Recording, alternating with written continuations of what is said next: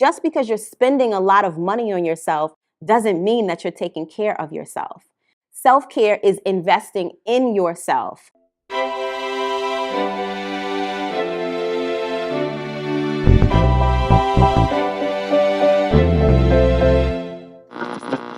So when it comes to taking care of yourself, it's about so much more than just doing the things that feel good, like going on vacation, like getting massages, getting your hair done, getting your nails done, shopping, and spending ridiculous amounts of time on things that you are categorizing as care for yourself when they're really self-indulgences. And there's so much danger in that because there are emotional habits tied to your emotional needs that you can often dive into that are dangerous, that are addictive, and that cause more negative outcomes than positive. So I want to first talk to you about some of the things and some of the ways that you are operating in self-indulgence and making yourself think that it's self-care, right? So women are emotional. We feel everything. The way that we feel becomes the reality of life to us. But that can be an extremely damaging habit and behavior, especially if you're in the midst of any kind of breakup, breakdown, or traumatic experience. So one of the things that we make a lot of fun of and we see in movies is like when a woman goes through a breakup, she gets a big tub of ice cream, she sits in bed or on the couch, she watches TV for hours and hours, she eats all the junk, she doesn't take a shower, she doesn't take care of herself. But we've begun to label that kind of behavior as self-care, simply because it feels good, simply because it allows you to feel your feelings, when in fact, what you're doing is indulging the negative emotion and sitting in it often longer than you should. So let's take a look at what it really means to care for yourself or to care for something versus what it means to indulge. So first and foremost, when you are indulging, it's about pleasure. It's about your senses being awakened by what feels good to you. It's about doing the things that are making you feel happy and making you feel joy and just making you feel good. But self-care isn't always about the feel-good feeling. Care is about what's necessary. Care is about what's needed, and care is about what's required. So I want to go ahead and break down some of the top self-care myths and debunk these so that you can understand how to really create a sacred self-care plan for yourself, for your life, and for your relationships. So the first myth is that self-care is selfish. Immediately no. Immediately no. Self-care is about self-sufficiency, self-sustainability, and it's about prioritizing the needs of the self. Sometimes that means that you want to take time for yourself. That means that you get to disconnect, tune out from all of the trauma and the drama and the chaos. Sometimes it means that you're not going to answer that phone call from your mom at 7 in the morning because you know that all she's going to do is gossip about your aunties and you don't really need that in your life right now. Sometimes self-care looks like going on a social media fast so that you are not being bombarded with all of the Meg and Tory news, the Jada and Will news, and all of the other things that really just ain't your business. Taking the time for self-care is the only thing that should be on your agenda every single day. It is not selfish, right? It is an actual necessity for you to be able to show up in the world, show up for yourself, be a good partner to others.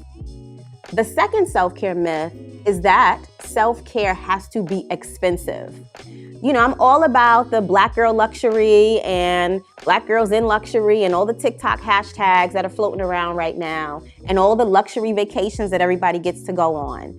But that's not self-care either, right? What you do during that vacation may include some self-care, but the vacation itself is an escape. It's an escape from your reality. It's an escape from what's actually happening in your life.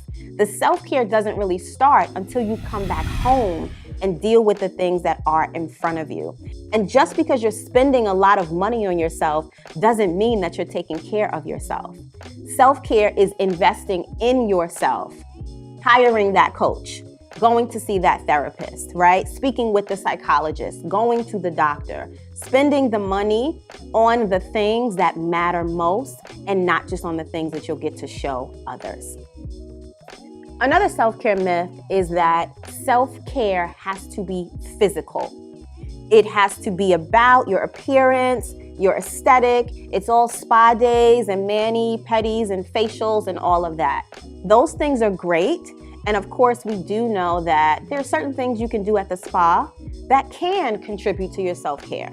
Massages are wonderful for circulation and all of that, especially for the BBL baddies. Make sure that y'all keep going and getting your massages because you need that lymphatic system draining. But there are so many things that you do at the spa that really are not about care and are simply about feeding your ego, are about pleasing other people, and are about the way that you present.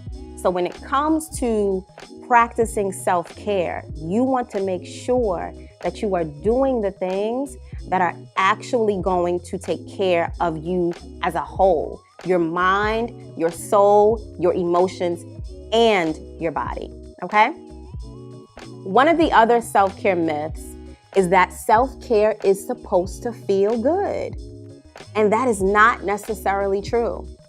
Oftentimes, the first step in a self-care practice should be about self-reflection, self-awareness. It should be about you connecting to your feelings, looking at your patterns, asking yourself how you've gotten to the places and spaces that you're in your life, evaluating your relationships and the results that exist in your life as well. And sometimes that just doesn't feel good. That's why you don't do it.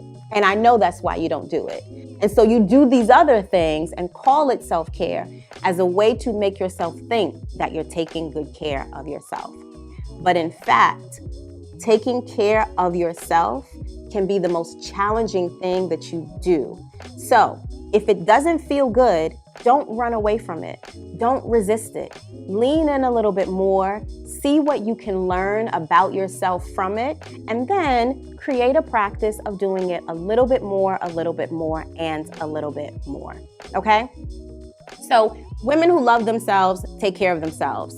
Women who value themselves do what is necessary for the care of themselves, even when it's not expensive, even when other people don't understand, even when it doesn't feel good, and even when it challenges you to take a look at your deeper self. So here's what I want you to do for the next 7 days. I want you to listen to all of the myths that we've just debunked about self-care. And I want you to see which ones have been playing in your head, which ones are present in your life, and which ones you may have believed that you get to dismantle and get rid of and let go of so that you can actually sink into sacred self-care, which is when it's not just about what feels good and it's not just about the indulgences, but it is about deeply loving and caring for yourself on a level that impacts all of the things that happen in your life. And for the next 7 days, I want you to opt into sacred self-care instead of the simple self-care that you've been doing or the self-indulgence that you've been using as self-care. Then I want you to let me know how it goes for you. Leave a comment below if you have any additional questions. Like, subscribe, and share this video so that we can expose the magic of sacred self-care to every woman in your life. And I'll see you guys next time on the next episode.